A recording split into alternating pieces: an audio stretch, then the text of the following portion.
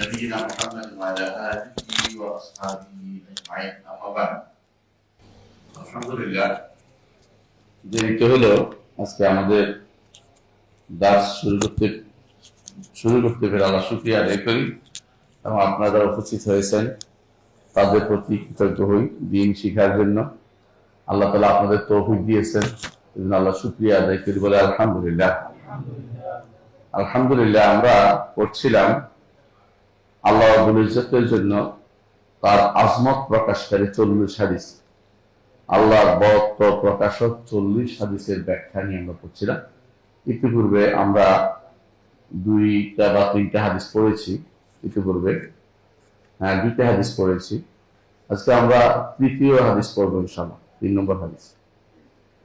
রাসূলুল্লাহ সাল্লাল্লাহু আলাইহি ওয়াসাল্লাম এর হাদিসে আল্লাহ তাআলা সম্পর্কে বরত্বের যে ধারণা দেওয়া হয়েছে, আল্লাহর আজমতের, আল্লাহ যে কত বড় সেই ধারণাটা আল্লাহ তাআলা নিজে বর্ণনা করেছেন, তার নবীর মাধ্যমে আমাদেরকে জানিয়েছেন। মুহাম্মদ রাসূলুল্লাহ সাল্লাল্লাহু আলাইহি ওয়াসাল্লাম তিনি যা বলেন সবই হচ্ছে ওয়াহী। আল্লাহ তাআলা বলছেন ওয়া মা ইয়ানতিকু আন হাওয়া ইন হুয়া ইল্লা ওয়াহয়ুন ইউহা, তিনি যা বলেন কোনো প্রবৃত্তি থেকে বলেন না, যা বলেন সবই ওয়াহী থেকে বলেন। ইন হুয়া ইল্লা ওয়াহয়ুন ইউহা, তিনি যা বলেন সব ওয়াহী থেকে বলেন, অর্থাৎ আল্লাহ যা ওয়াহী করেছেন সেটাই শুধু বলেন। এই জন্য আল্লাহর পরিচয়, আল্লাহর জাতের পরিচয়, আল্লাহর আফআল কর্মকাণ্ডের পরিচয়, আল্লাহর নাম ও গুণের পরিচয়, এগুলি মুহাম্মদ রাসূলুল্লাহ সাল্লাল্লাহু আলাইহি ওয়াসাল্লাম যা দিয়েছেন সেটা আমাদের জন্য যথেষ্ট। কোরআনের পর আর আল্লাহ তাআলা কি তিনি পাবেন, কি অধিকার তিনি প্রাপ্ত হবেন, আল্লাহ তাআলা কি তিনি পাবেন, এই বিষয়টি আল্লাহ যা বলেছেন সেটার পরে মুহাম্মদ রাসূলুল্লাহ সাল্লাল্লাহু আলাইহি ওয়াসাল্লাম যা বলেছেন এর চেয়ে উত্তম কেউ আর বলতে পারবে না, মানে এর চেয়ে উত্তম সুন্দর করে বলতে পারবে না। তো সেই হিসাবে আমরা আল্লাহ তাআলার শুকরিয়া আদায় করি যিনি আমাদেরকে এখানে বসার তৌফিক দিয়েছেন। তার আজমত নিয়ে আলোচনা করতেছি। আর আমরা জানি যে আল্লাহর আজিম বা আজমত সম্পর্কে আলোচনা করা এটা ঈমানের দাবি, এবং এটার কারণেই, এটার একটা কারণ যে কারণে আয়াতুল কুরসি আজিম, একটা আজিম। আরেকটা আজিম হচ্ছে সূরাতুল ফাতিহা। এই দুইটাকে মিলে বলা হয় আজিমাতাইন। গ্রেট দুটি জিনিস, সূরাতুল ফাতিহা এবং আয়াতুল কুরসি। এবং এই আজিমাতাইনের ব্যাপারে 2টা হাদিস আলাদা আলাদা আছে। আযমু সূরা আর আযমু আয়া, একটা হলো বড় সূরা আর একটা হলো বড় আয়াত। এই বড়ত্ব আকারের দিক থেকে নয়, মানের দিক থেকে এবং গুরুত্বের দিক থেকে, অর্থের দিক থেকে এই বড়ত্ব বিষয়টি আল্লাহ তাআলা বর্ণনা করেছেন, রাসূলুল্লাহ সাল্লাল্লাহু আলাইহি ওয়াসাল্লাম সেভাবে তুলে ধরেছেন বিভিন্ন হাদিসে। তো আমরা আজকে যে হাদিসটি পড়ব, শব্দটা বন্ধ করে দেন প্লিজ, এটা বন্ধ করে দেন, শব্দ দূষণ। জি, আমরা যে হাদিসটি পড়বো, হাদিসটি আগে পড়ি ইনশাআল্লাহ।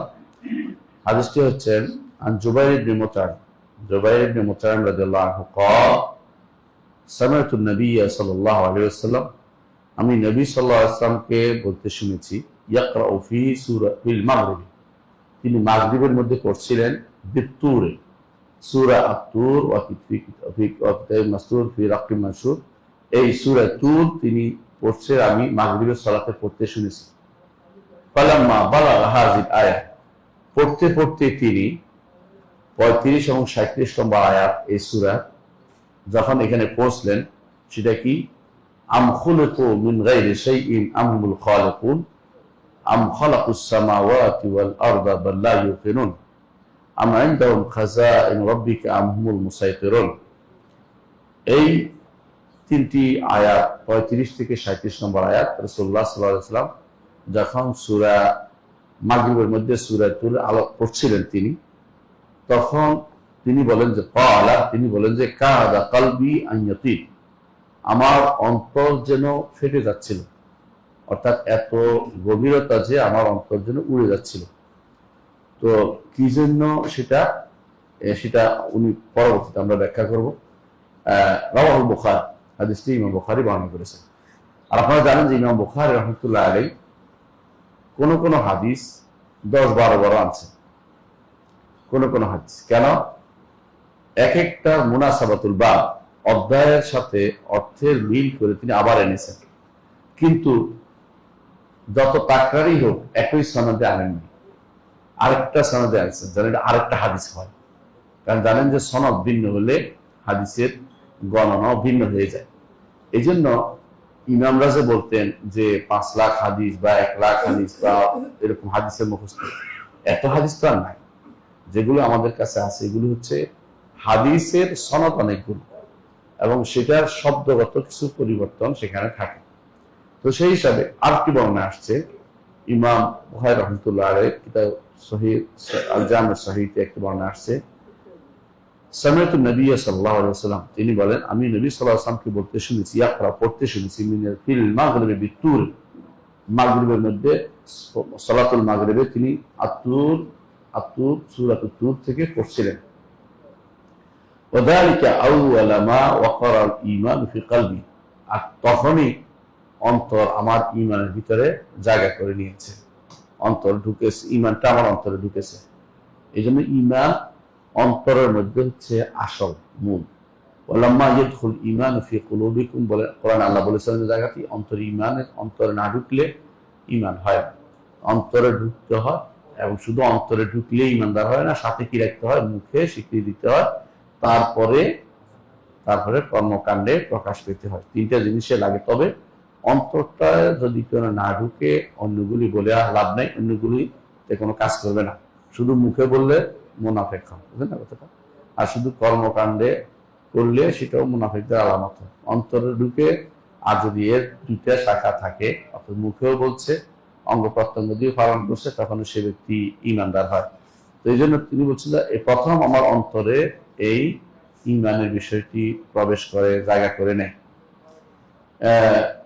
হাদিস হচ্ছে এতটুকু। এই হাদিসটিও ইমাম বুখারী রাহমাতুল্লাহ আলাইহি বর্ণনা করেছেন।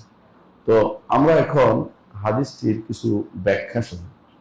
প্রথম হচ্ছে জুবাইর ইবনে মুতঈম রাদিয়াল্লাহু আনহু, তিনি একজন সাহাবী, তবে তিনি যখন এসেছিলেন রাসূলুল্লাহ সাল্লাল্লাহু আলাইহি ওয়াসাল্লামের কাছে, তখন তিনি সাহাবী ছিলেন না, মানে তখন ঈমান আনেননি। তো তিনি কেন আসছিলেন? তিনি আসছেন বদরের যুদ্ধের পরে 2য় হিজরি সনে, বদরের যুদ্ধের পরে তিনি আসছেন যে সমস্ত বন্দীরা বদরের যুদ্ধে বন্দী হয়েছে, এগুলিকে কিভাবে ছাড়িয়ে নিতে পারেন, অর্থাৎ বন্দী বিনিময়ের জন্য তিনি আসছেন, চুক্তির জন্য তিনি আসছেন। আর রাসূলুল্লাহ সাল্লাল্লাহু আলাইহি ওয়াসাল্লাম কি করতেন, যখন এরকম বন্দীরা আসতো, ওই ওয়াফদ আসতো, ডেপুটেশন আসতো বিভিন্ন যুগ থেকে, ওদেরকে মসজিদের কাছাকাছি রাখতেন।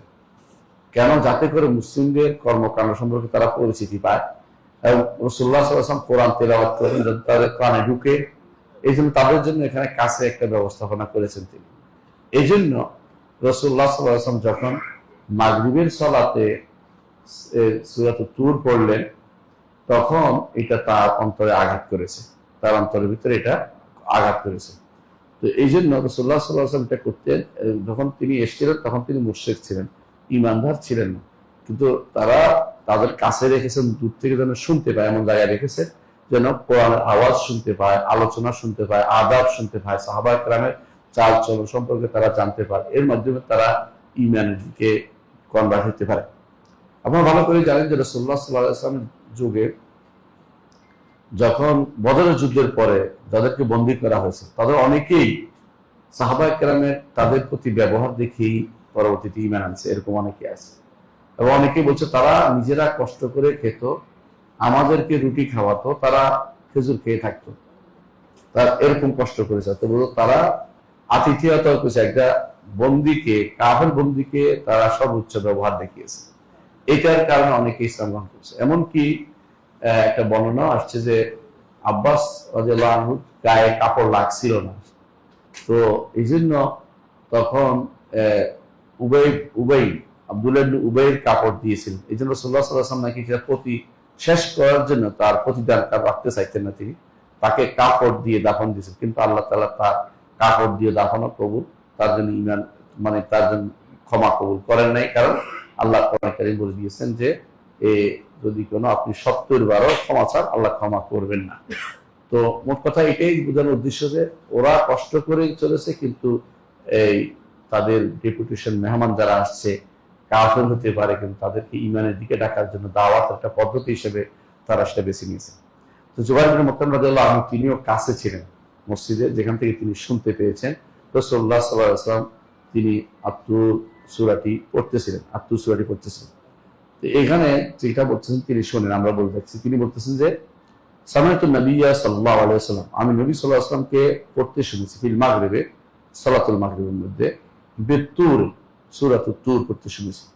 ফালাম্মা বালাগা হাযিল আয়াত, যখন এই আয়াতে পৌঁছলেন, আম খুলিকু মিন গায়রি শাইইন আম হুমুল খালিকুন, আম খুলিকু মিন গায়রি শাইইন আম হুমুল খালিকুন, ছোট্ট একটি আয়াত, হাতে গোনা কয়টা শব্দ, 1 2 3 4 5 6 7টা 8টা শব্দ, অথচ এটা আজ এটার জন্য মানুষ বই লিখে ফেলতেছে বিভিন্ন রকম, এটা সাব্যস্ত করার জন্য, যেটা এখানে আলোচনা হয়েছে।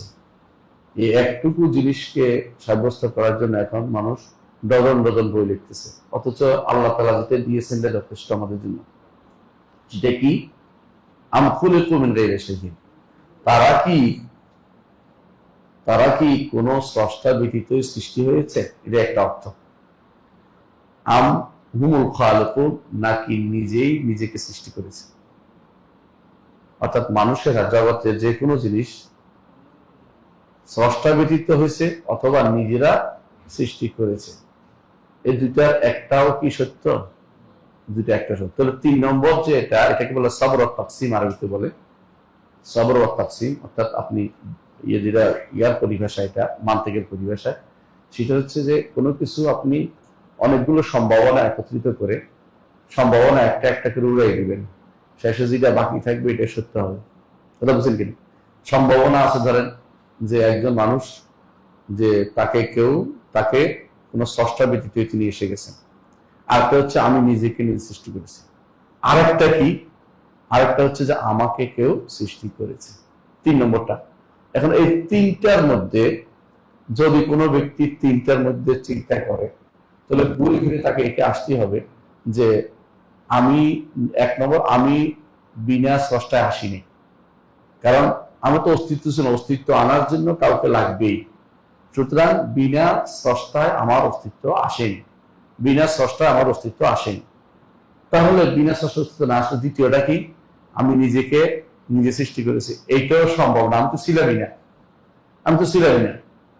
তো বিনা স্রষ্টা অস্তিত্ব আসেনি, এটা প্রমাণ করার জন্য আমাদের যে সমস্ত কালাম শাস্ত্রবিদেরা আছে, দার্শনিকরা আছে, পাগল হয়ে গেছে এটা করার জন্য। অথচ এটা একদম সত্য কথা, নিরেট স্বাভাবিক কথা। এটার জন্য এত কিছু প্রমাণ করা লাগে না যে জগৎ নশ্বর। হ্যাঁ, কেন? জগৎ পরিবর্তনশীল, যা পরিবর্তনশীল তা নশ্বর, সুতরাং জগৎ নশ্বর। এত লম্বা মোকাদ্দিমা খাতেমা, এত কি বলে এটাকে, নতিজা বের করার কোনো দরকার হয় না, বুঝলেন কিনা? অর্থাৎ একটা ভূমিকা, দ্বিতীয় ভূমিকা, তৃতীয় ভূমিকা, ফলাফল যেটা এরা করে, যারা দর্শন পড়ে ঢাকা বিশ্ববিদ্যালয়, বিভিন্ন বিশ্ববিদ্যালয়, কিন্তু ওইটা নিয়ে তারা টেনশনে মরে যাচ্ছে।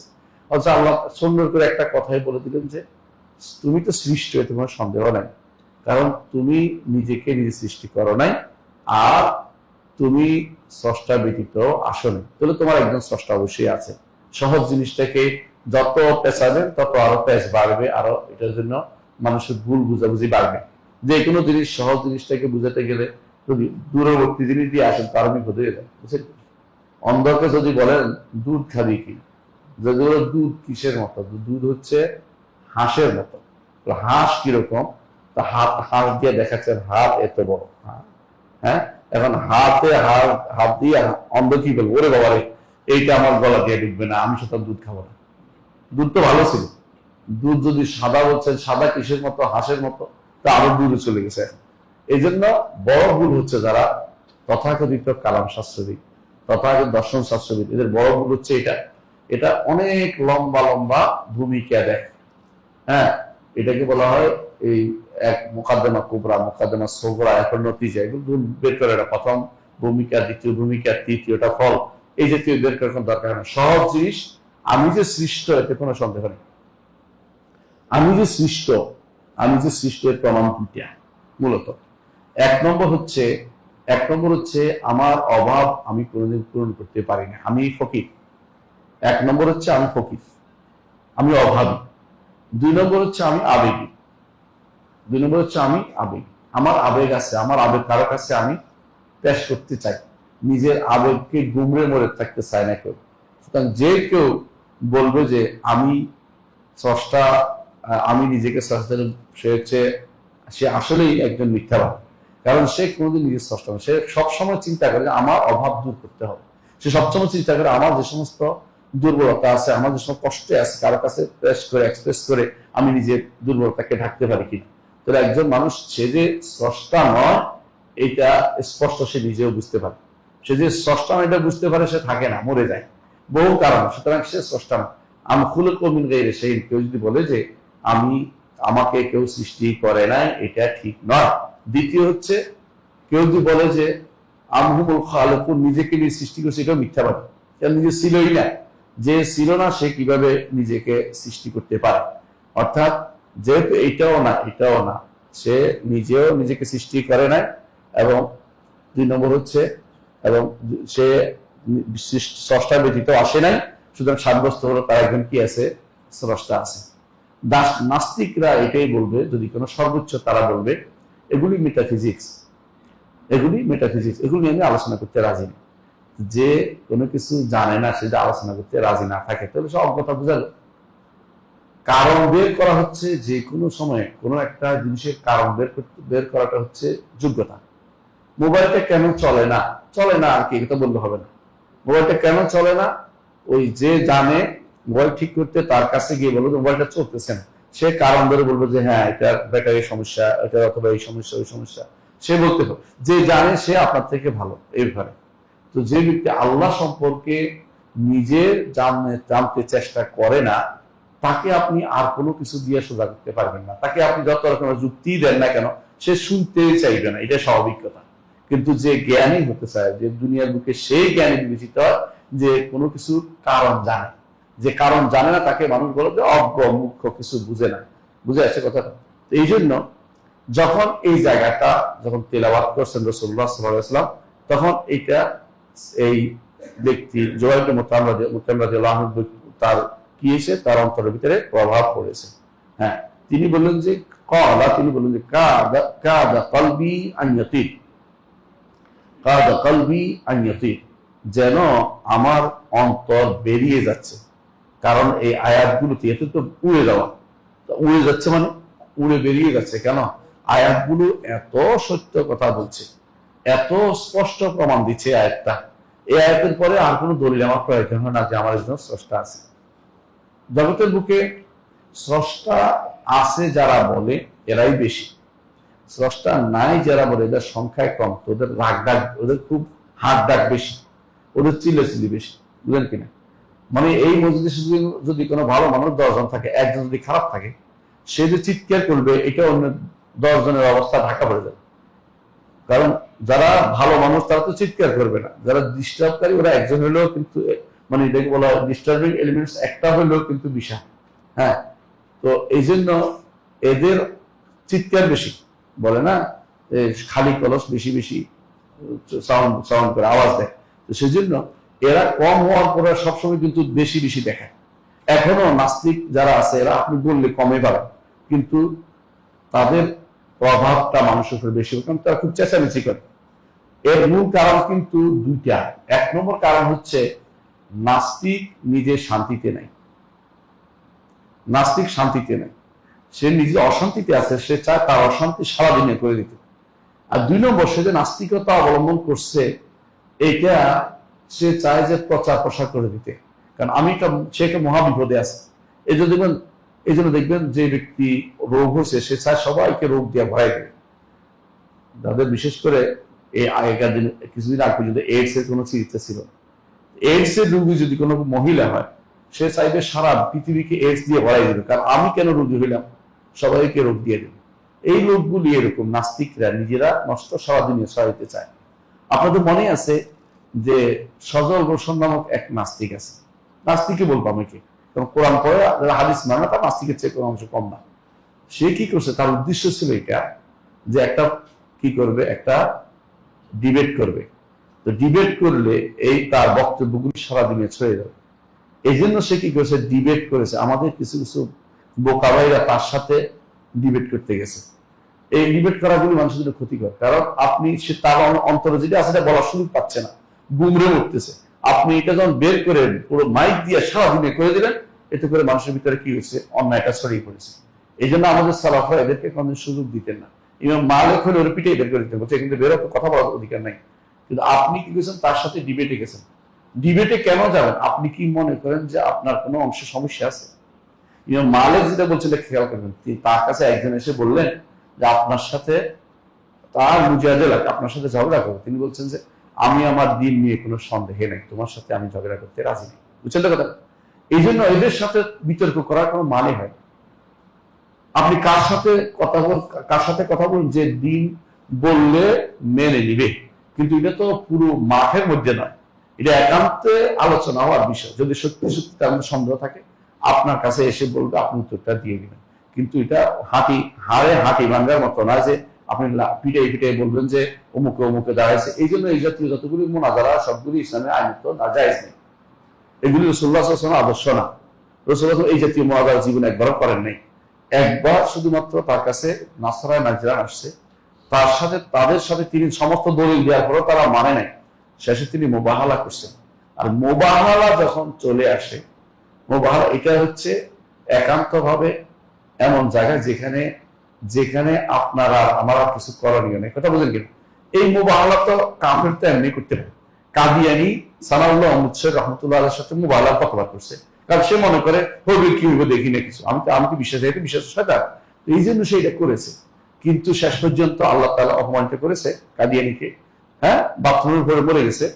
আর সানাউল্লাহ আহমদ শেখ রহমতুল্লাহ আরো বহু বছর জীবিত ছিলেন, 20 বেশি বছর জীবিত ছিলেন, আরো বেশি। অর্থ হচ্ছে তিনি বলছেন যে মুবাহালা বলছে আল্লাহ আমাদের মধ্যে যে মিথ্যাবাদী, সেজন্য অপরের জীবদ্দশায় মারা যায় মিথ্যাবাদী। তো কাদিয়ানি সেভাবে মারা গেছে। আমি বলতে চাচ্ছি, কিন্তু এই মুবাহালার জায়গা আর এই ইয়ার জায়গা এক নয়। কি বলে মুজাদালা বা ঝগড়ার জায়গা এক নয়। তো আমাদের মধ্যে নাস্তিক জাতীয় যারা আছে, এদের সবসময় কাজে হলো কিভাবে ঝগড়াটা লাগাই দিতে পারে। ওরা সবসময় যাকে টিভি অথবা এই জাতীয় ফেস দ্য ফিফর অথবা এই জাতীয় বিভিন্ন সামাজিক মাধ্যমগুলোতে কাজে লাগাতে চায়, যাতে করে এটা দিয়ে সারা দুনিয়াতে তাদের ময়লাগুলি ছড়িয়ে দিতে পারে। এই জন্য তারা হেরে যাওয়ার পরে বলছে যে আমাদের উদ্দেশ্য সাকসেস। আপনি ভালো করে শুনে দেখেন, শেষে বলছে আমাদের উদ্দেশ্য সাকসেস। এই জন্য কখনো এদের বাতিল আপনি বুঝছেন না বাতিল, ওর সাথে মোনাজারা করবেন, অ্যাভয়েড করে চলবেন। যে জানতে চায় ইন্তুসমা ইল্লামা ইউমিনু বিআয়াতিন, ঈমান আনে, তার মধ্যে সন্দেহ দূর করতে চায়, একান্তে তাকে শুদ্ধ করার চেষ্টা করবেন, জনসমক্ষে মানুষের সামনে নয়। কারণ মালিক রহমতুল্লাহ আরেকটা কথা বলেছে, আপনার মনে আছে কিনা? কি বলেছিলেন? আচ্ছা ঠিক আছে, তোমার সাথে আমি ঝগড়া করলে আমি যদি হেরে যাই, আপনি আমার অনুসরণ করবেন। তুমি হেরে গেলে আমি আপনার অনুসরণ করবো। আরেকজন এসে যদি আমাদের দুজনকে হারিয়ে দেয়, আমরা আরেকজন অনুসরণ করবো। দিন কি শুধু ফলকি মারার নাম? আমরা ফলকি মারবো, কিন্তু দিন হচ্ছে এটার নাম নাকি? দিনের নাম। আমি আমার দিনের মধ্যে কোনো সন্দেহ নেই, যাই দিনের মধ্যে সন্দেহ, তার সাথে তুমি ঝগড়া করো। এই জন্য এরা এই ঝগড়া জিনিসটা কখনো আপনি অনুমতি দিবেন না। বলতে আপনার সন্দেহ আছে, জানতে চান কিনা, না আপনারটা আমাকে প্রচার করতে চান। বলে হ্যাঁ আমারটাই শুদ্ধ, আমারটা প্রচার করতে চাই, বলে আপনি কিন্তু বেরিয়ে দেন, এখানে প্রচার করার সুযোগ নাই। আপনার দায়িত্ব আপনি যেখানে সেখানে দেন। আমি আমার দায়িত্ব কোরআন আয়াতকে পৌঁছে দেওয়া সুন্দরভাবে, জিদার করা আমার দায়িত্বের ভিতরে পড়ে না। আমার দায়িত্ব হচ্ছে আল্লাহ যেটা বলেছে ওমা আলাইকা ইল্লা বালাগুল মুবিন, সুন্দর করে পৌঁছে দেওয়ার দায়িত্ব হচ্ছে আমাদের। এখানে আর কোনো পদ্ধতি অবলম্বন করা আমার জন্য শরীয়ত দেয় নাই। লাস্তা আলাইহিম বিমুসাইতির, জোর করে আমি কিছু করতে পারবো না, জোর করে দায়িত্ব আমাকে দেওয়া হয়নি। সুতরাং আমি আপনাকে ঈমান দিয়ে দিতে পারবো এমন বক্তব্য আমি দিব না। অর্থাৎ এমন কাজ করতে যাবেন না যে আমার দ্বারা হেদায়েত প্রাপ্ত করে ফেলবো, এটা না। আল্লাহ তাআলা তার নবীকে তার চাচার ব্যাপারে পর্যন্ত স্পষ্ট বলে দিয়েছেন, ইন্নাকা লা তাহদি মান আহবাবতা ওয়ালাকিন্নাল্লাহ ইয়াহদি মান ইয়াশা। আল্লাহ আপনি চাইলেই লা তাহদি মান আহবাবতা, যাকে আপনি পছন্দ করেন তাকে হেদায়েত দিতে পারবেন না। অথচ আবু তালেব তাকে নিয়ে এত কষ্ট করেছেন, বৃদ্ধ বয়সে জেল খাচ্ছেন, 3 বছরের জেল, জেল তো বুঝছেন, এটা জেলের মতোই, যেহেতু একটা পাহাড় উপত্যকার ঘেরা অবস্থায় ছিল, জেল খাটছেন, কষ্ট করেছেন, এমনকি কেউ তার টু শব্দটি করতে পারে না ভাতিজার জন্য, এদের আগলে ছিলেন।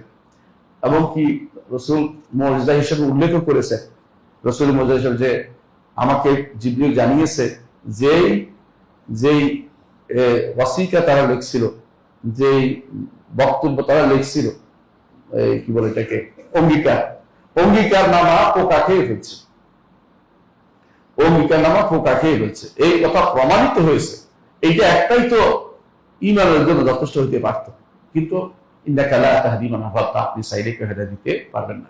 সুতরাং কাউকে হেদায়েত দেওয়ার অধিকারী আমরা নই, আমরা শুধুমাত্র হেদায়েতের কথা বর্ণনাকারী। এইটা আমাদের অবশ্যই মনে রাখতে হবে।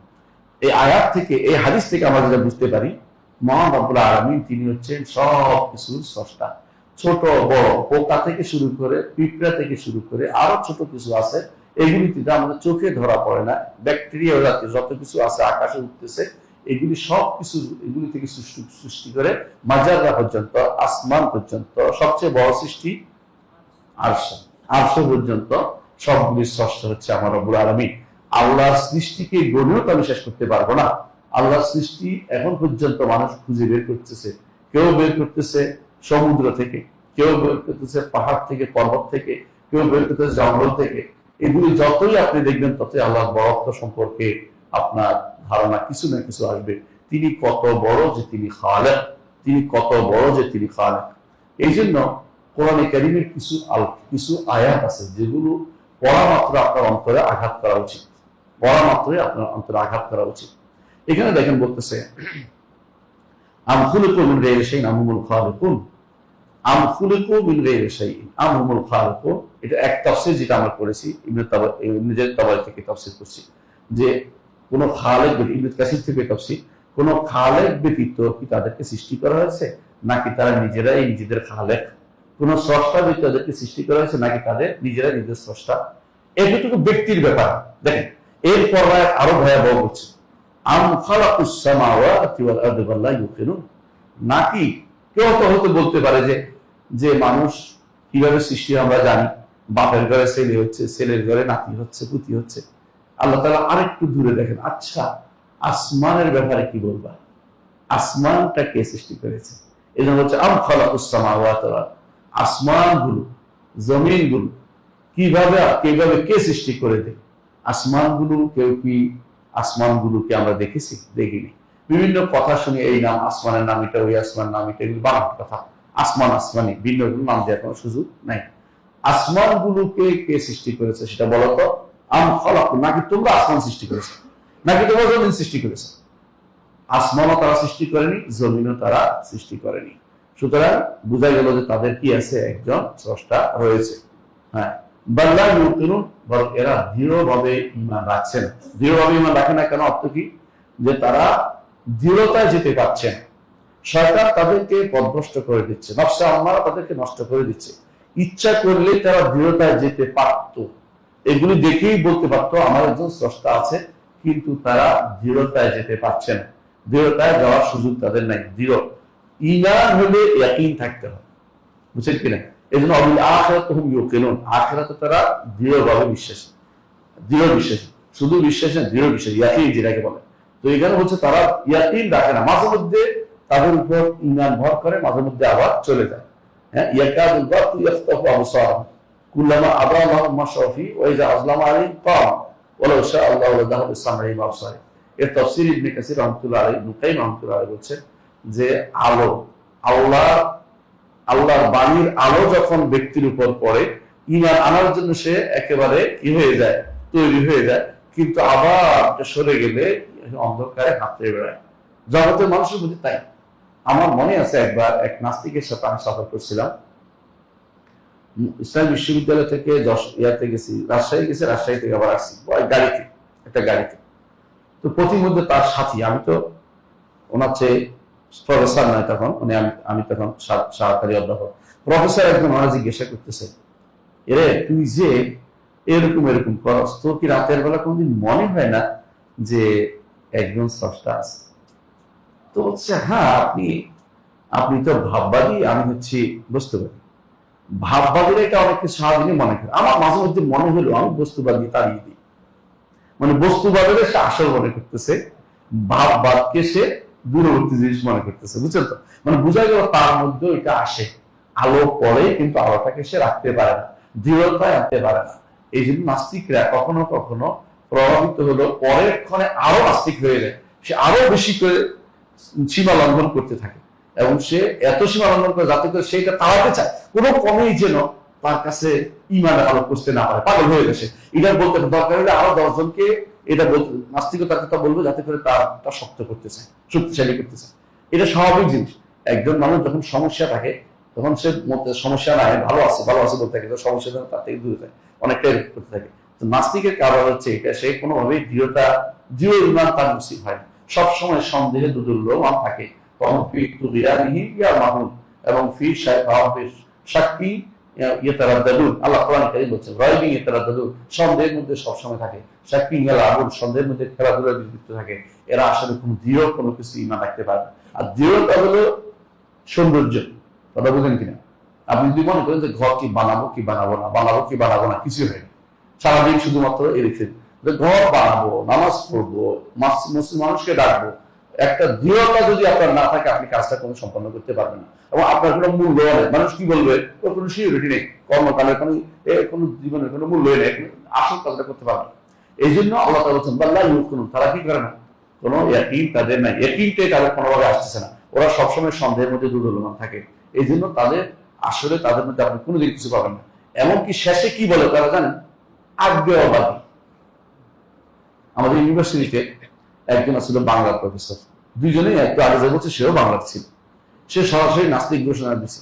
আর এর মাঝে মধ্যে আমি সাহাবক খানে বসতাম, মাঝে মধ্যে ওরা বলতাম যে আপনি তো মাশাআল্লাহ অনেক ভালো, এই যে আমি ওই ইমানের কথা বলতাম যে এই যে ধরেন এই এত সুন্দর পৃথিবীর মধ্যে এই জিনিসগুলো আছে, এগুলো কি বলবো, এগুলো কি নিজে নিজে হয়ে গেছে? বলছে দেখেন আমি অনেক চিন্তা ভাবনা করে দেখেছি, এগুলি আমার কাছে এগুলো চিন্তা নেই, এগুলি চিন্তা মাঝে মধ্যে এরা হয়। আমি আসলে আজ্ঞেবাদী, নিজের বলতেছে আজ্ঞেবাদী, বুঝছেন কিনা? আমি কিছু জানি না। আমাদের এখন একজন আছে এরকম, হ্যাঁ এরকম একজন আছে, উপদেষ্টাদের মধ্যে একজন আছে যে আজ্ঞেবাদী কিছুক্ষণ বলে তাহলে আমি কিছু বুঝতে পারলাম না, মানে কতক্ষণ ইমানের দিকে যায়, কতক্ষণ কুকুরের দিকে, এবং আমি কিছু বুঝতে পারলাম না, কারণ নাম বলিনি আমি। তাহলে বোঝা গেল যে এরকম কিছু দুষ্ট ফলানো থাকে সব জায়গাতে। এরা হা না মাঝখানে সবসময় বলবো যে আমি কোনো সিদ্ধান্ত দিতে পারছি না। তো সিদ্ধান্ত তুমি কি করলে, তুমি যোগ্য ব্যক্তি না, বুঝলেন কিনা? সিদ্ধান্ত তুমি না দিলে তোমার বউ দিবে, তুমি তো যোগ্য, কোনো সিদ্ধান্ত দেওয়ার ক্ষমতাই তোমার নাই।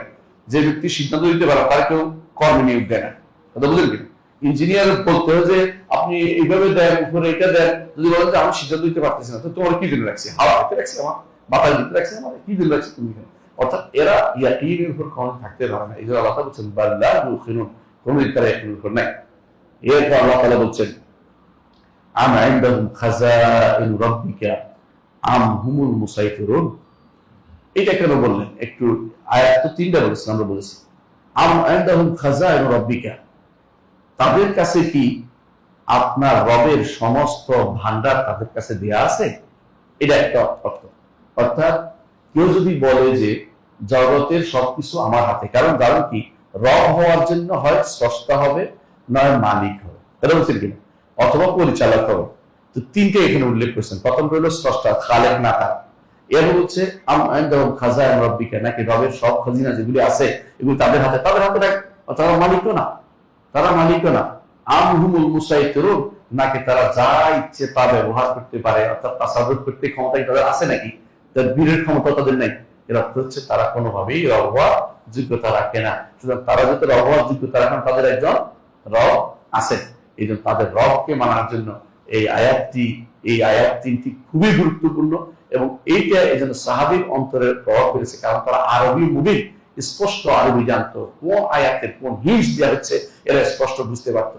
আমরা বুঝতে পারি না, কেন আমাদের দুর্ভাগ্য যে আমরা আরবি বুঝলেও কোন রকম অনুবাদ, তাও যদি কোন তথাকথিত কালাম শাস্ত্রবিদদের হাতে পড়ে, তো অনুবাদের 12টা বাজিয়ে দিয়েছে, কথা বলেন কিনা? দেখেন না আপনাদের মধ্যে এক ব্যক্তি দেখলাম বুনিয়াদি আকীদা বই লিখছে, এটার মধ্যে লিখতেছে আল্লাহ আরশের উপর ইস্তেওয়া, রহমান আরশের উপর ইস্তেওয়া।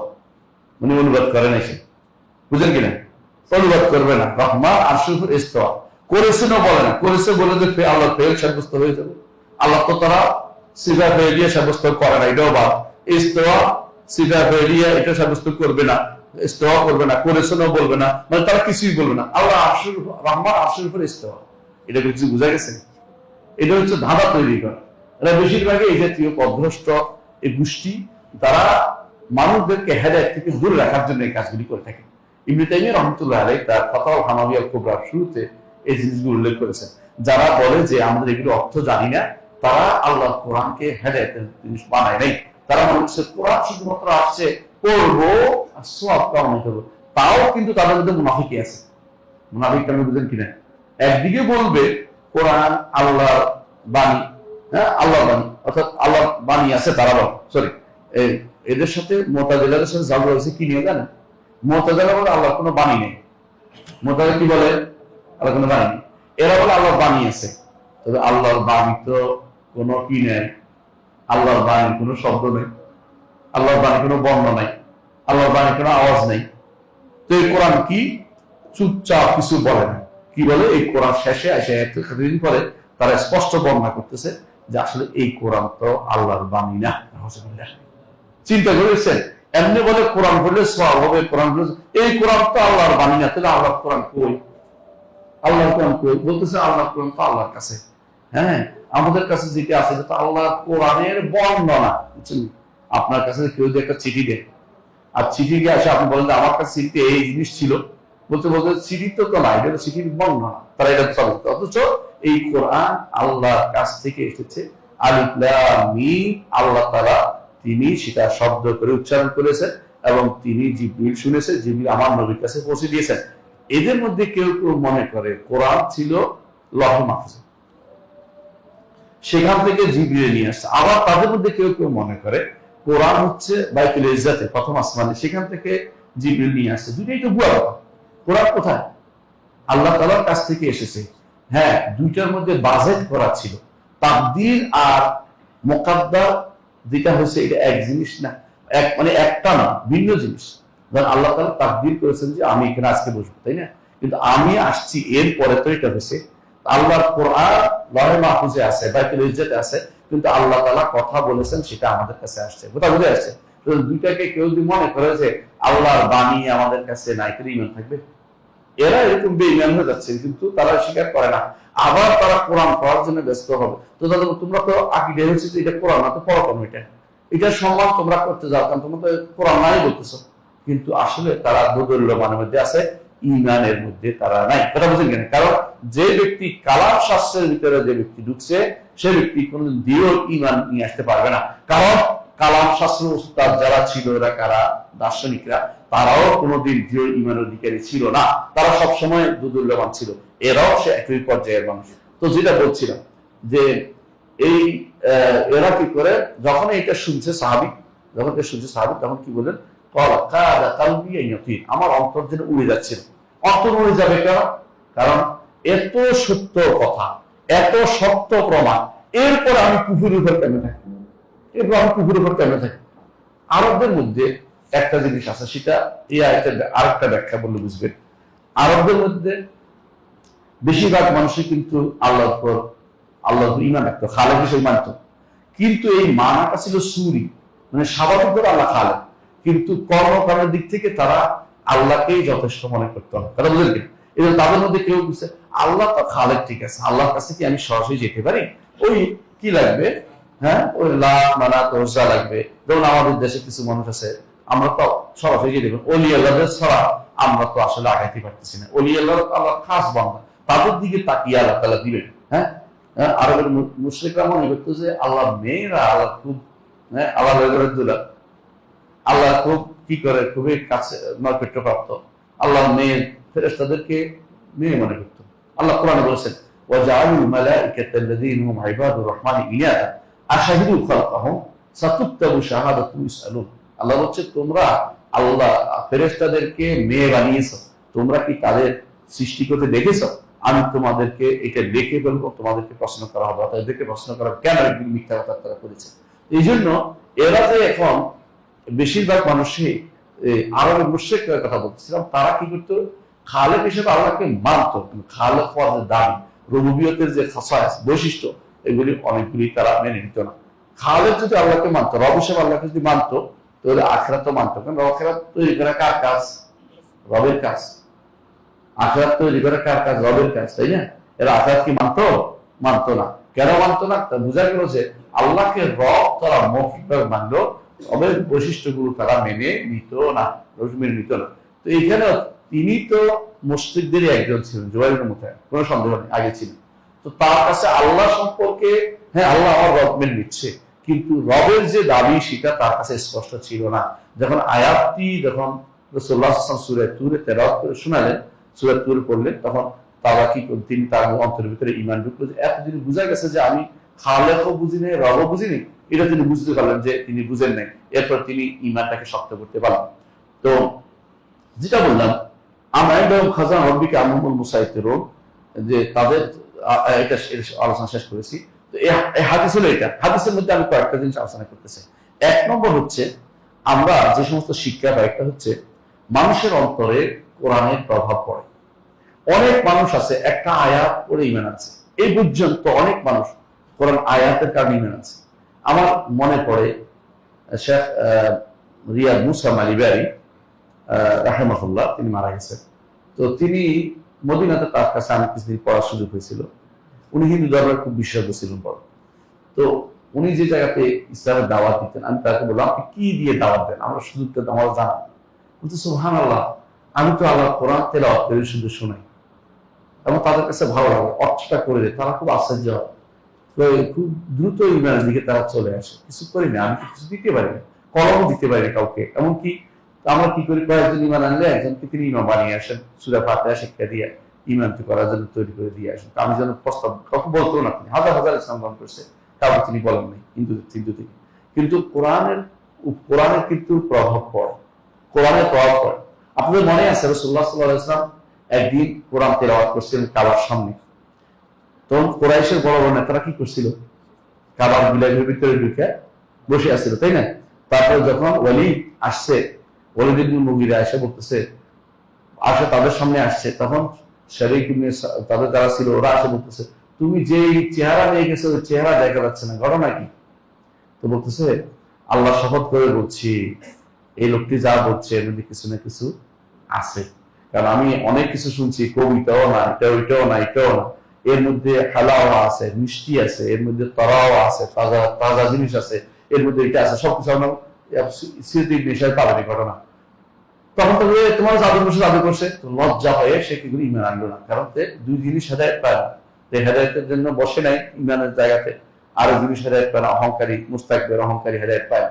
তো এই লজ্জা পেয়ে গেছে, যদি কোনো ইমান আনি তার সবাই বলবো যে আমি আমার জাদু করছে, জাদুর ভিতরে পড়ে গেছি না, আমি ইমান আমি দেখতে চাচ্ছিলাম তোমরা কত ইমানের মধ্যে তোমাদের এত কত শক্তিশালী আছে দেখা যাচ্ছে, অত ইমান আনলো না সে। কিন্তু এটাকে তার উপর প্রভাব পড়েছে। রাসূলুল্লাহ সাল্লাল্লাহু আলাইহি ওয়াসাল্লামের যুগে এক লোক আসছে মক্কাতে, আসার পরে সবাই সাবধান করে, সাবধান তুমি কিন্তু ওইদিকে যাবে না। কোথায়? কারণ ওই যে ওখানে একটা লোক যাচ্ছে, পিছন দিকে একজন পাথর মারতেছে। তো ওটাকে ওইটা হলো ওর দাবি করছে নবী, তো পিছনে কে? ওর চাচা। চাচাটা কে? আবু না, আবু না, এটা দেখবেন একটা হাদিস আছে, মুসনাদ আহমদ হাদিসটা আছে। তো বলতেছে কি ওর চাচা, কি হয়েছে? মানে মাথা নষ্ট আছে, জিনে দোষ ইত্যাদি। তখন তিনি সে বললো যে আমার তো এরকম আমার একটা বিদ্যা আছে, আমি এই বিদ্যা দিয়ে কি করি, সাধারণত জিন দুড়াই, বুধ দুড়াই, অসুস্থ হলে ঠিক করি, অনেকে আছে না, হ্যাঁ পক্ষাই যক্ষাই, তো এরকম সে বলতো আমি যাই দেখি, কথা তোমার কিন্তু জাদু করে ফেলো, কয় না আমি উৎসব তাড়াইতে পারি। সে জায়গায় গেছে, রাসূলুল্লাহ সাল্লাল্লাহু আলাইহি ওয়াসাল্লাম বলছে, দেখো আপনার যে সমস্যা আমি কিন্তু এগুলি ঠিক করতে পারি। আচ্ছা শোনো আমার কথা, শোনো। রাসূলুল্লাহ সাল্লাল্লাহু আলাইহি ওয়াসাল্লাম তার কাছে তেলাওয়াত করে শোনালেন। তেলাওয়াত করে ভালো কথা, সঙ্গে সঙ্গে ইসলাম গ্রহণ করলে। বলি নাই যে জাদু তোমার জাদু পেয়ে গেছে। তো এরকম কোরআন পড়া যদি সুন্দর করে আপনি পড়ে অর্থ বুঝে দিতে পারেন, কোরআন অবশ্যই হেদায়েত হবে। আল্লাহ হুদাল লিন-নাস বলেছে, হুদাল লিল-মুত্তাকিন বলেছে। হাদিসের মধ্যে ওটার ব্যাখ্যা আছে, হাদিসটা শোনানোর জন্য। কোরআন ইয়াতলু আলাইহিম আয়াতিনা, আল্লাহ কোরআন বলছেন যে নবীরা কি করে তেলাওয়াত করে, ইয়াতলু আলাইহিম আয়াত, নবী তেলাওয়াত করেন, তাদের উপরে আল্লাহ আয়াত তেলাওয়াত করে। আয়াত তেলাওয়াতটা গুরুত্বপূর্ণ জায়গা, গুরুত্বপূর্ণ জিনিস। সালাতের মধ্যে অনেকে কান্নাকাটি করে, আপনারা দেখেছেন। অনেকে বলছে না দেখলাম তো বুঝলাম না। বুঝবেন কেন? বুঝেন না, এমনি কিছু বুঝেন না আপনি। কিন্তু দেখবেন হারামাইন শরীফাইনের আলেমরা কাঁদতেছে। এমনকি কখনো কখনো আমি নিজেও অনেক সময় চিন্তা করি কেন কাঁদতে খুঁজতেছি, জায়গা খুঁজে পাচ্ছি না। মানে কোন জায়গা কি, কোন ভাবের কারণে এই আজকে তিনি কেঁদে দিলেন, এটা কিন্তু বুঝার ব্যাপার আছে। আল্লাহ তাআলা অন্তরের ভিতরে এমন জিনিস ঢেলে দেয় কখনো কখনো, যখন একজন মানুষ পড়ে তখন হয়তো আরেকজন সেটা বুঝতে পারেন, আরেকজন সেটা বুঝতে পারেন। এই জন্য সালাতের মধ্যে একজন শুনতেছিলেন, তিনি যাচ্ছিলেন ডাকাতি করতে, তখন লাফ দিয়ে পড়ছেন, দেয়াল টপকায়ে পড়ছে।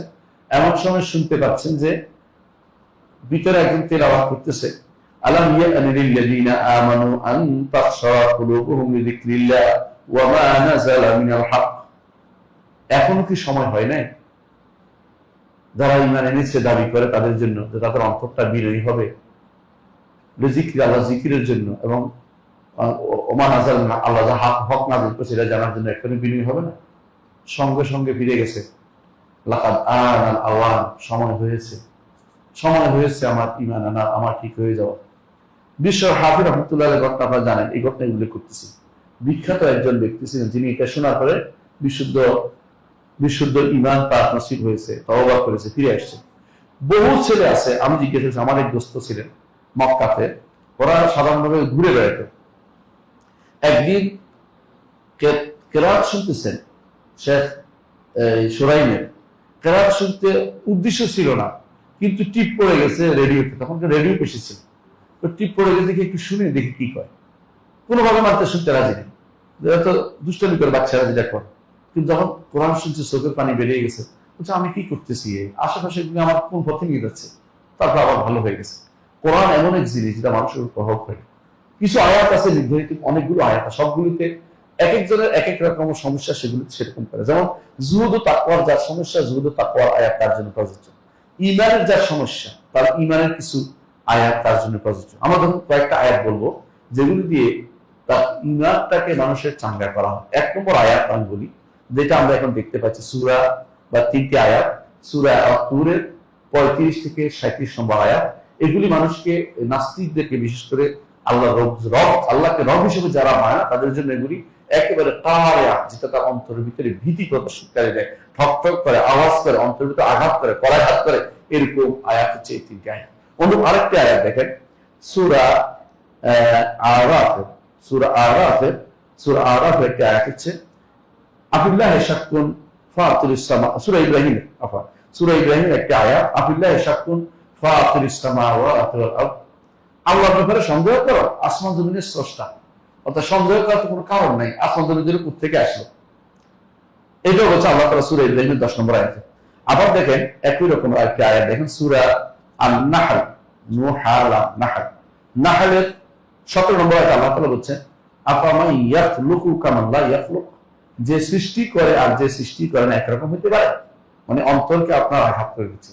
আপনি কি জন্য ওদের আবাদ করবেন? সৃষ্টি করে না, সৃষ্টি করে একরকম কেমনে হয় না।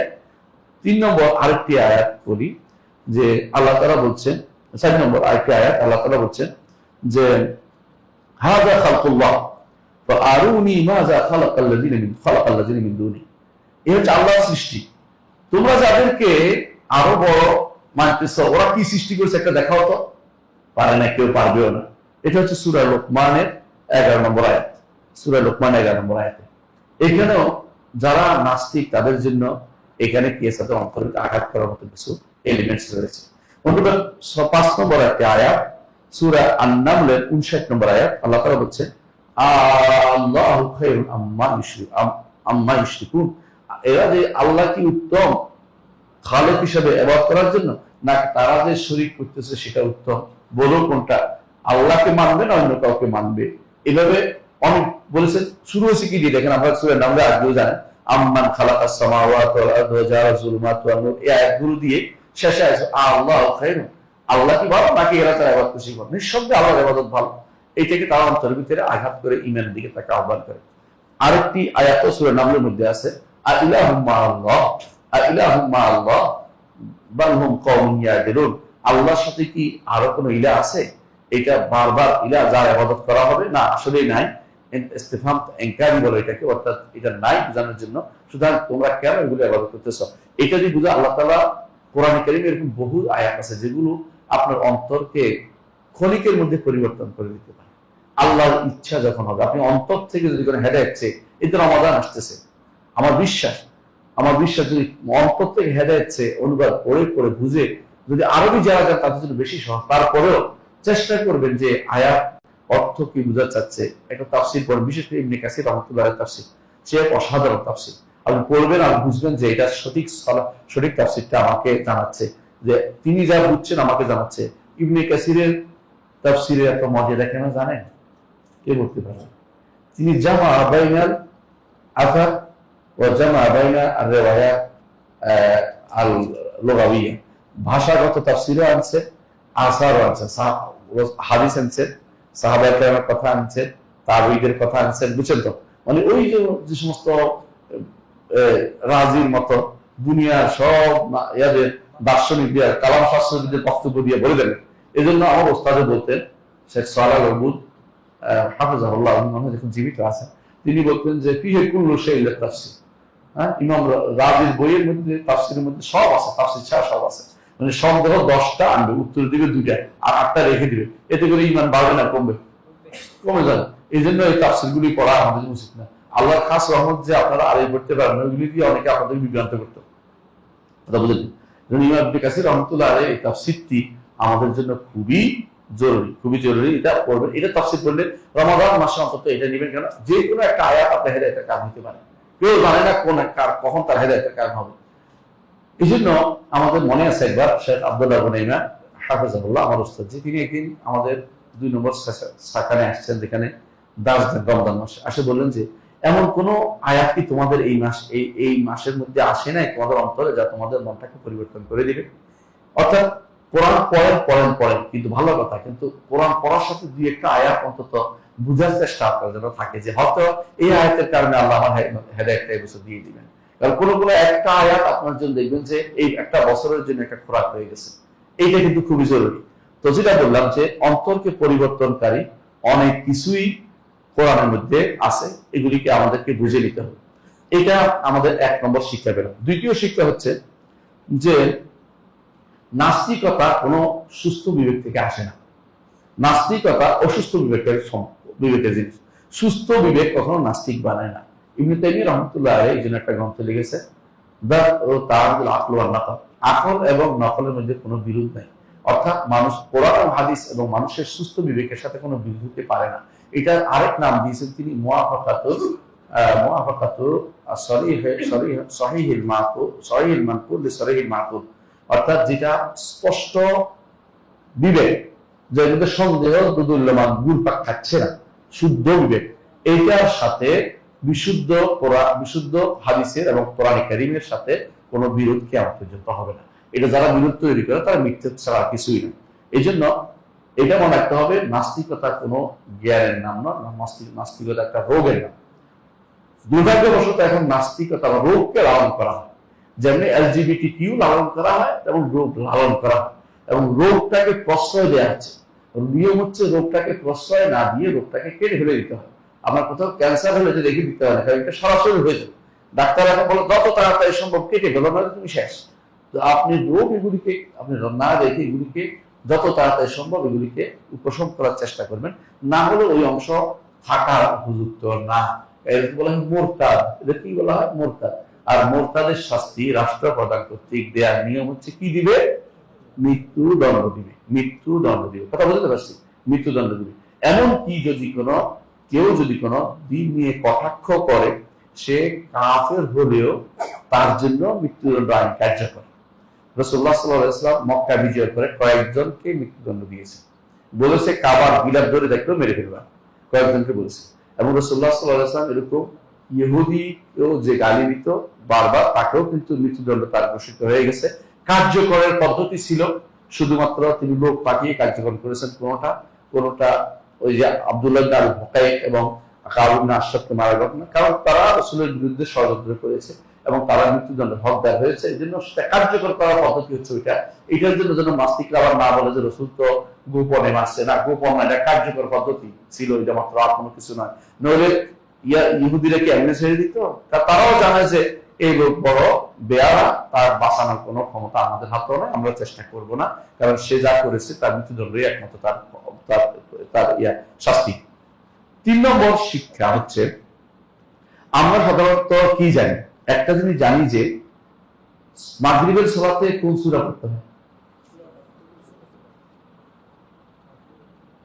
শোনেন, কোরআনে কারীম পুরোটাই তো আল্লাহ কোরআন বলছে, কোরআনে কারীম আল্লাহ তাআলা বলছেন যে ফাকরাউ মা তায়াসসারা মিনাল কোরআন, কোরআন থেকে যেখান থেকে সেখান থেকে পড়তেই পারে।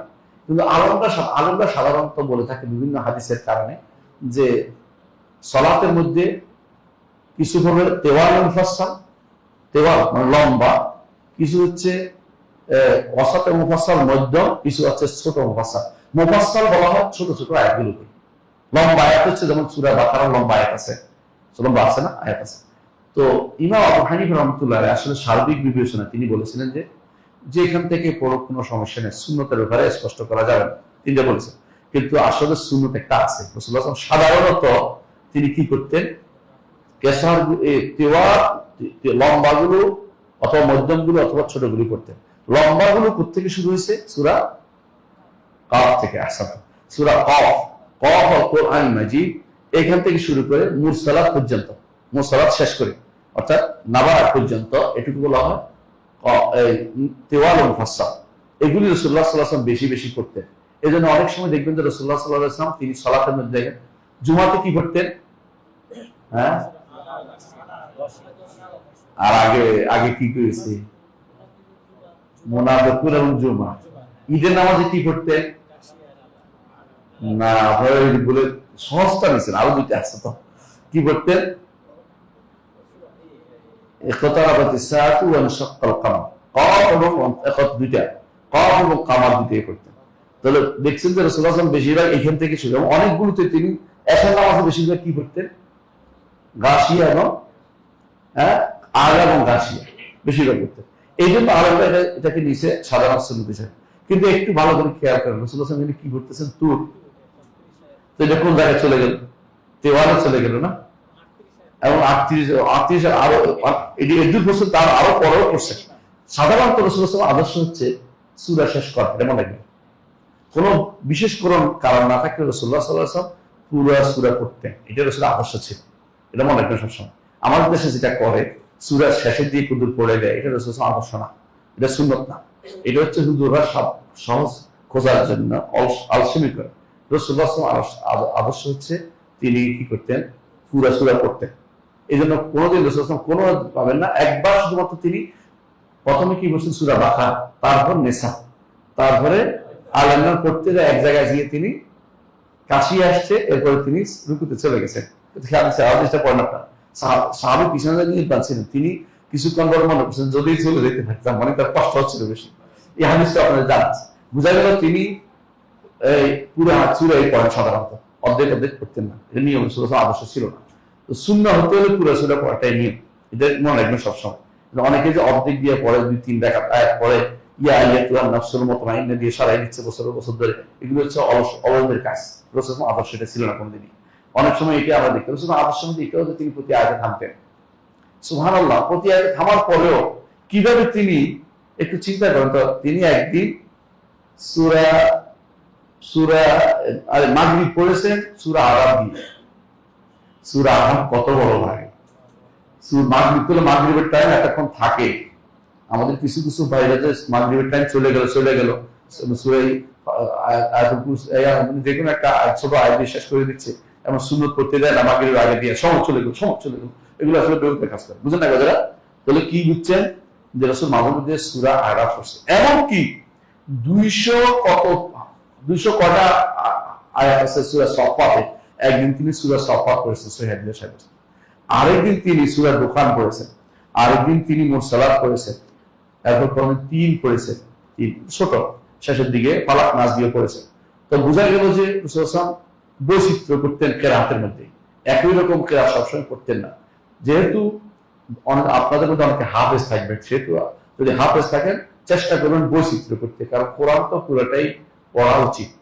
আল্লাহর বাণী একখান থেকে শুধু সবসময় পড়া এটা উচিত না, সবসময় পড়া উচিত, এটা আমাদের খেয়াল রাখতে হবে। তাহলে বোঝা গেল যে যদিও সাধারণ নিয়ম হচ্ছে কেসার এবং ফসল পড়া।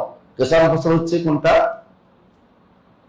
ওয়াদহা থেকে নাস পর্যন্ত, এটা সাধারণত মাগরিবে পড়া নিয়ম, কিন্তু কখনো কখনো ভিন্নটাও পড়াও নিয়ম।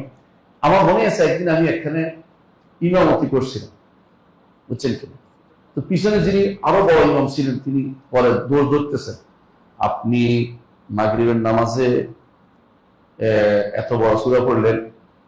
আমি বড় সূরা পড়িনি, আমি শুধু সূরা ইনফিতার পড়েছি।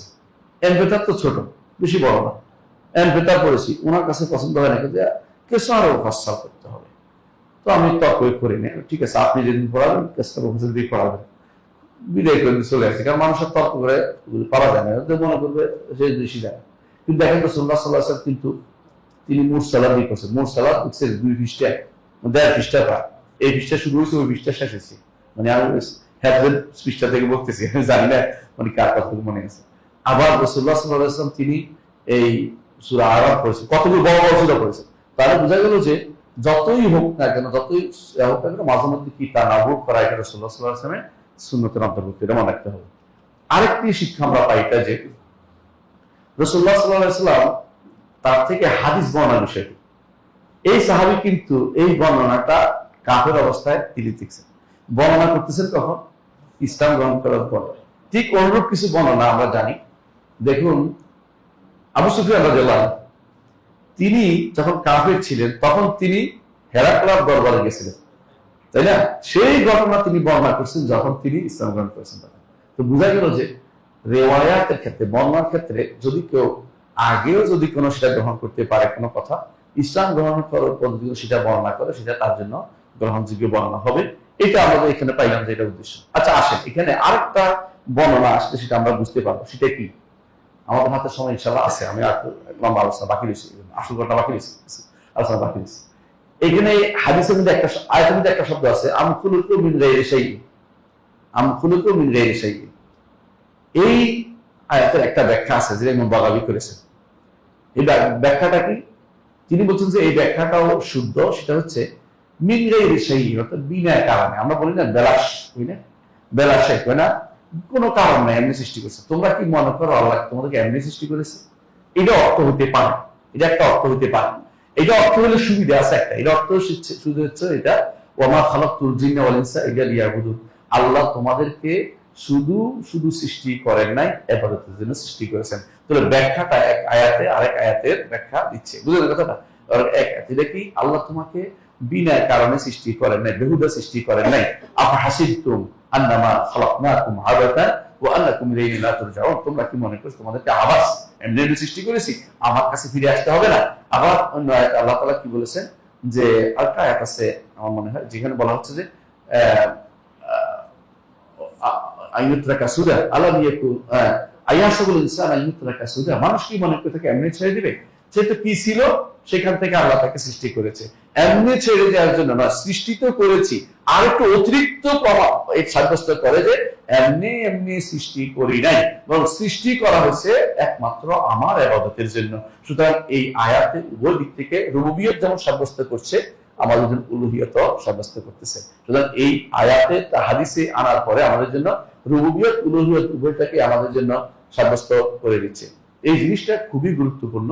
একজন মানুষ এটা এই জন্য আয়াতগুলো নিয়ে গবেষণা করলে আরো অনেক কিছু সে বের করে নিয়ে আসতে পারবে। আমি শুধুমাত্র কয়েকটা জিনিস এখানে বলবো। এক নম্বর হচ্ছে, হয়তো অনেকে বলতে পারেন যে আপনি যে এটুকু বলছেন এটুকু অনেকের নাস্তিকের পেট ভরে না, নাস্তিকের মন ভরে না, তো আপনি আস্তিকের উপর আস্তিকতার উপর দলিল দিই। আমাদের সমাজে এখন আস্তিকতার উপর দলিল দেওয়ার জন্য ডক্সিকের বই অনেক হয়ে গেছে। ডক্সিকেল বুঝেন তো? হ্যাঁ, যৌক্তিক যৌক্তিক যুক্তিবাদী বই, প্যারাডক্সিক্যাল সাজিক, প্যারাডক্সিক্যাল বাজিক, প্যারাডক্সিক্যাল মজিদ, দুনিয়া ভর্তি, বুঝেন না? হ্যাঁ, আরো অনেকেই লিখতেছে, অনবরত লিখতে যাচ্ছে। অনেকে মনে করে এগুলি দিয়ে বুঝি, হ্যাঁ এগুলি দিলে বুঝো এরা ইমান আনবে, বিশ্বাস করে। এগুলি অনেক সময় তার সন্দেহ বাড়িয়ে দেয়। কারণ আপনি যত যুক্তি দিবেন সে তত যুক্তি দিবে। যুক্তি কোনদিন মানুষকে হেদায়েতের পথে দিতে পারে না, আল্লাহ যদি হেদায়েত না দেয়। যুক্তির উপর পাল্টা যুক্তি ছিল, কেউ হাঁটতে চায় না। এই জন্য আল্লাহর দেয়া পদ্ধতিতে ফিরে আসতে হবে, যে মানুষদেরকে যদি কোনো আস্তিক বানাতে হয়। আমি জানি, আমি আবারও বলছি, আস্তিক বানানোই আমাদের উদ্দেশ্য না। কারণ মানুষ আস্তিক হলে ইমানদার হয় না। ইমানদার হতে হলে আস্তিক হওয়ার পরে 2 নম্বর কাজ আল্লাহ নাম ও গুণের স্বীকৃতি দেওয়া, 3 নম্বর কাজ একমাত্র আল্লাহর ইবাদত করতে হয়। 3 জিনিস না হলে ইমানদার হয় না। বুঝলেন কিনা?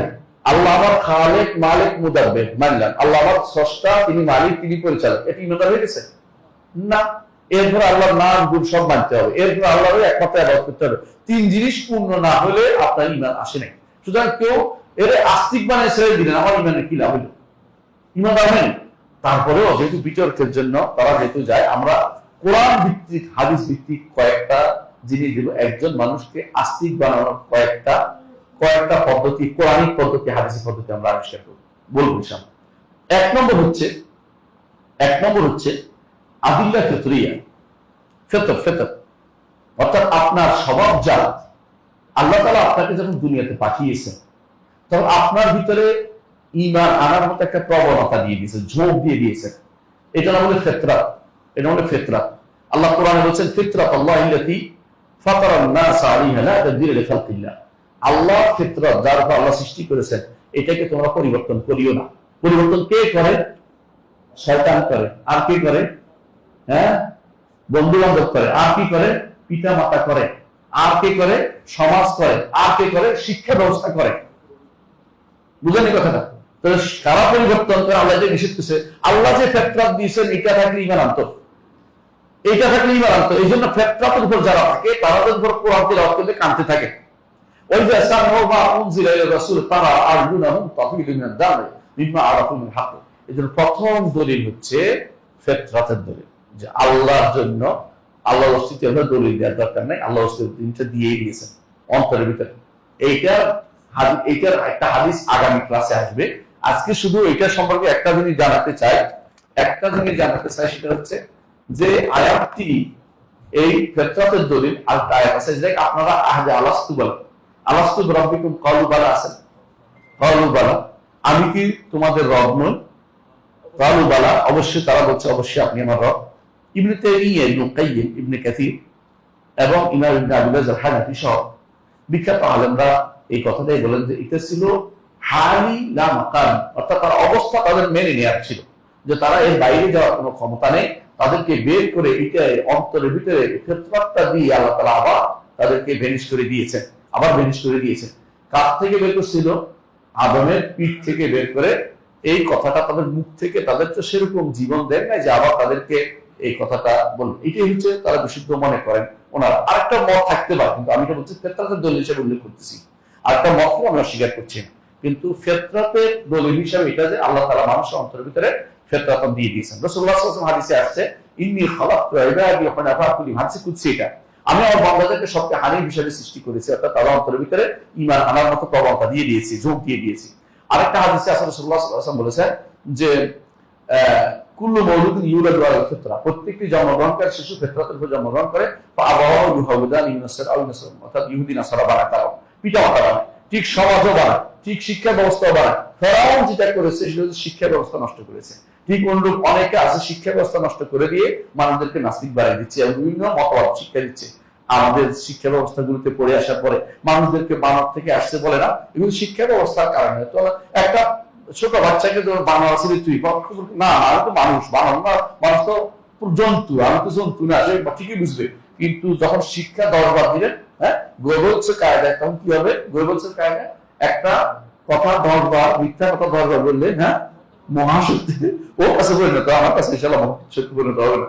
যেটা বলছিলাম যে তাহলে ফিতরাত হচ্ছে 1 নম্বর দলিল, এখানে দলিলের প্রয়োজন হয় না। এই জন্য নবীরা বলতেন আবিল্লাহি শাকুল ফাতিরিস সামাওয়াতি ওয়াল আরদ, এবং আল্লাহ তাআলা বলেছেন ফিতরাতাল্লাহি আল্লাতী ফাতারান নাস আলাইহা, এগুলি ফিতরাতকে উজ্জীবিত করে দেয়া, ফিতরাতকে জাগিয়ে তোলা নবীদের কাজ ছিল। 1 নম্বর দলিল। 2 নম্বর দলিল হচ্ছে ফিতরি দলিলের পরে হিসি দলিল। হিসি কি? অনুভূতি। অনুভূতির দলিল বুঝেন কিনা? আপনি দেখতে পাচ্ছেন নিজের সম্পর্কে যে আপনি সৃষ্ট, তখন আপনি নিজে অনুভব করতেছেন যে আমার একজন স্রষ্টা আছে, আমার অভাব হলে আমি কাঁদতে আরম্ভ করি, বিপদে পড়লে আমি কান্নাকাটি করতে শুরু করে দিই। এইটা আমি স্রষ্টা হিসেবে এটা চলে না। স্রষ্টা একজন আছে যার কাছে আমার যদি হক মাহবুদের কাছে না যেতে পারে, বাতিল মাহবুদের কাছে আপনি যান। একটা উদাহরণ দিয়ে বুঝতে পারেন। বৌদ্ধরা কি করছে? আনন্দ বলতেছে, আনন্দ বুঝছেন কি? বৌদ্ধের সবচেয়ে বড় শিষ্য নাম আনন্দ। আনন্দ বলতেছে যে প্রভু, ওদের ভাষায় বলছি, আমার ভাষায় বলছি, আল্লাহ মাফ করো, আমার রক্ত আল্লাহ, প্রভু আমাদেরকে স্রষ্টা সম্পর্কে বলেন। বৌদ্ধ কি বলছে? তোমার কি সৃষ্টির সমস্যার সমাধান হয়ে গেছে? মানে বৌদ্ধ নিরীশ্বরবাদ আছে। বৌদ্ধ কোনোদিন ঈশ্বরের অস্তিত্ব স্বীকার করত না। বৌদ্ধ ধর্মটা নিরীশ্বরবাদ। কিন্তু আশ্চর্যের বিষয় হচ্ছে বৌদ্ধ মরে যাওয়ার পরে তার হীনযানীরা কি করলো?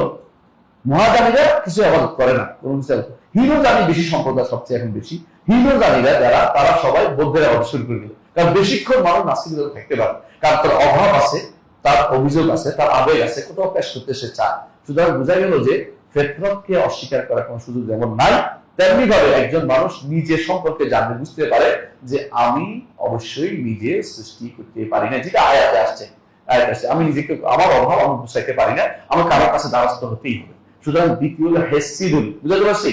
হেসি দলিল, হেসি দলিলের বিষয়টা এই আয়াতের মধ্যে স্পষ্ট হয়েছে।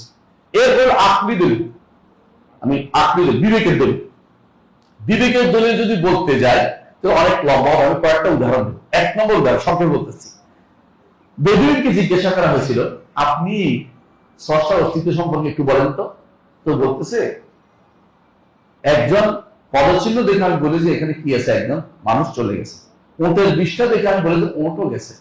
তো এই বিশাল আসমান জমিন, এই পাহাড় পর্বত নদী নালা, এগুলি কি প্রমাণ করে না যে একজন স্রষ্টা আছে? আমি তো এগুলি কিছু করিনি, এগুলি কেমন এখানে আসলো? সুতরাং নিশ্চয়ই এখানে একজন স্রষ্টা আছে। সে বিবেক খাটে সেটা। ইমাম আবু হানিফা রাহমাতুল্লাহকে জিজ্ঞাসা করা হয়েছিল যে আপনি বলেন তো স্রষ্টা অস্তিত্ব সম্পর্কে। সেই ঘটনা বিস্তার লম্বা ঘটনা, আমরা উল্লেখ করবো, শুধু একটুকুই বলি যে তিনি বললেন যে আমি তোমাদের এখানে আসার সময় দার্জিলিং ভারতে পাচ্ছিলাম না, এমন সময় একটা গাছ হঠাৎ করে হয়ে পড়ে গেল, আর গাছে কাঠ হয়ে গেল, সুন্দর একটা নৌকা হয়ে গেল, কোনো মাঝি পাচ্ছিলাম না, আমি উঠে বসছি, এটা আমার নিজে নিজে চলে ওই কাছে চলে আসলো, আর আমি চলে আসলাম। এইটার কারণে আমি হতভম্ব হয়ে দেরি হয়ে গেছে।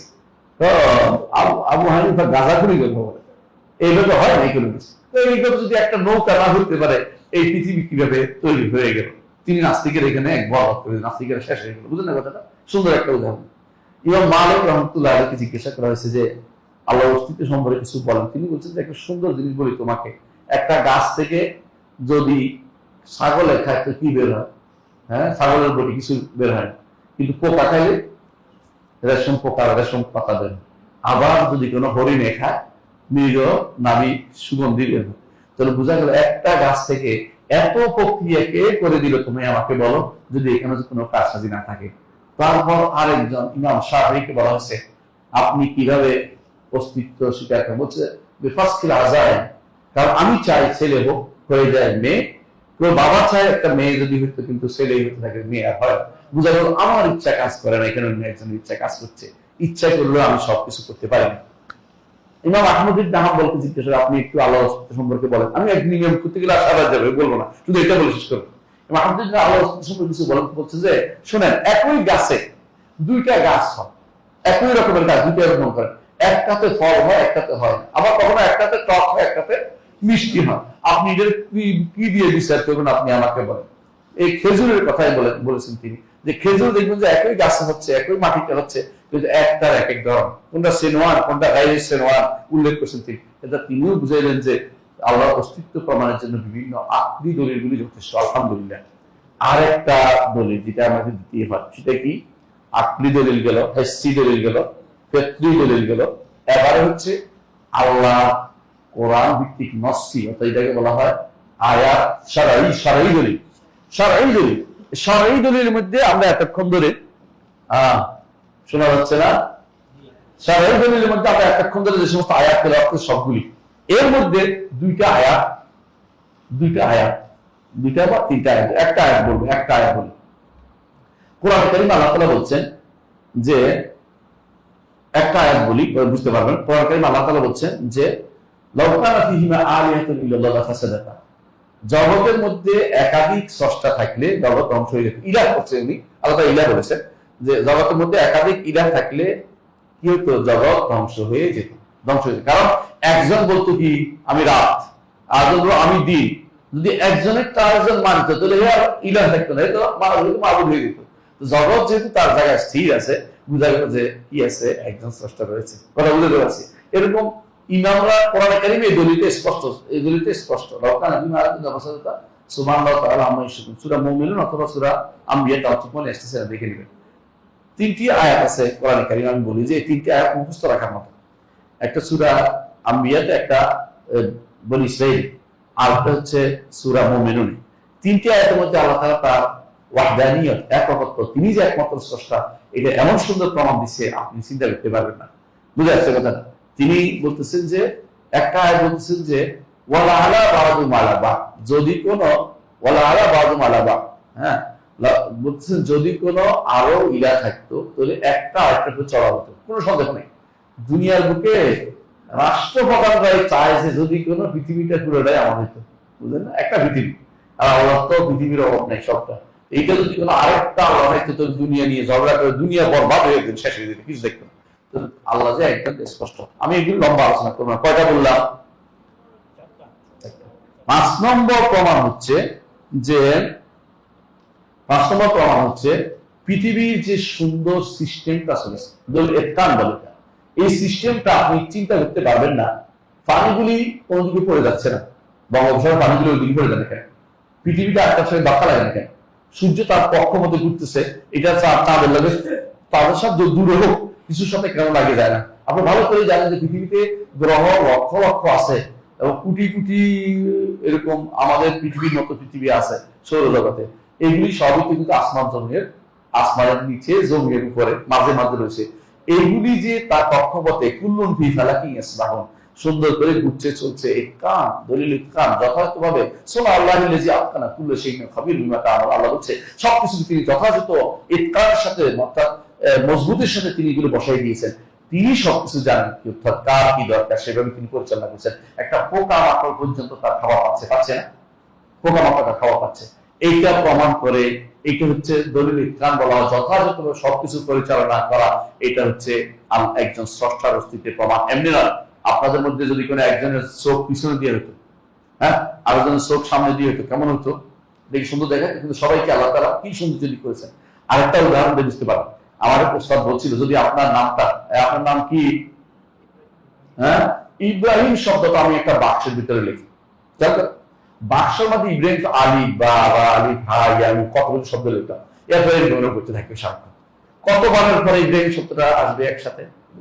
হ্যাঁ, কয় লক্ষ বারের পরে ইব্রাহিম শব্দটা আসবে? আসবে না। জগৎ যদি কোনো পাগলের কাজ সাজিয়ে হতো তাহলে জগৎ এইভাবে থাকতো না, জগৎ এত সুন্দর সিস্টেম হতো না।